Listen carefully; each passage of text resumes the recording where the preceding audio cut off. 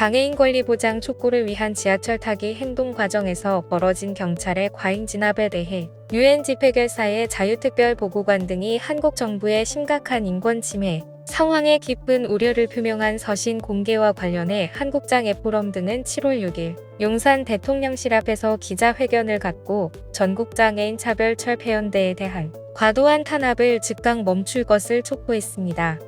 한국장애포럼이 공개한 서신에는 법적 근거가 충분치 않은 과도한 진압으로 인한 평화로운 집회, 시위 권리 침해 장애인권 활동가들에 관한 부당한 소송 제기, 집회에 대한 혐오를 조장하는 정치인들의 발언, 장애인 권리 보장을 위한 예산 보조, 장애인 단체와의 진정성 있는 협의 부재 등에 관한 우려가 담겼습니다.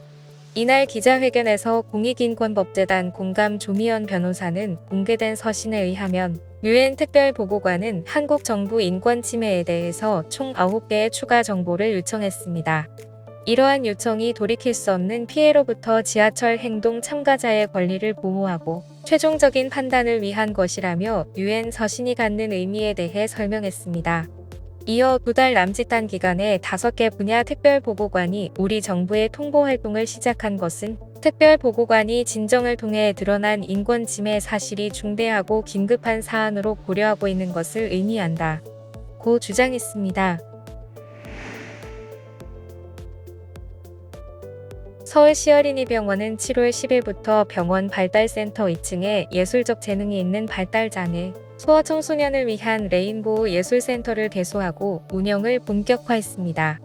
예술센터의 지원 사업은 예술적 재능이 있는 소아청소년을 발굴해 역량 있는 아티스트로 발전할 수 있도록 치료, 교육하고 장애아동의 사회적 자립 역량을 강화하기 위한 레인보우 예술학교와 발달 장애 청소년들의 미래 준비를 위한 체계적인 공동체 시스템을 운영해 일자리 창출과 자립 지원을 위한 사회 연계를 돕는 브릿지 캠프 힐, 평생 양육 돌봄에 지친 복지, 사각지대 발달장애인의 부모, 가족을 대상으로 심리정서적 지지를 위한 예술치료 프로그램과 다양한 문화예술 프로젝트를 제공하는 가족마음 허브 서비스 등입니다. 보건복지부 국립정신건강센터는 연중 정신질환으로 치료받고 있는 대상자에게 치료비를 지원한다고 밝혔습니다. 정신질환 치료비 지원 사업은 정신질환으로 응급상황 시 즉시 입원이 필요하거나 발병 초기 질환 또는 행정명령으로 꾸준한 진료가 필요한 사람의 치료비를 국가가 지원하는 사업으로 지원 종류는 응급입원, 행정입원, 외래치료 지원 행정명령을 받은 경우 번역정신응급의료센터 정신응급치료비 발병 초기 정신질환 등입니다.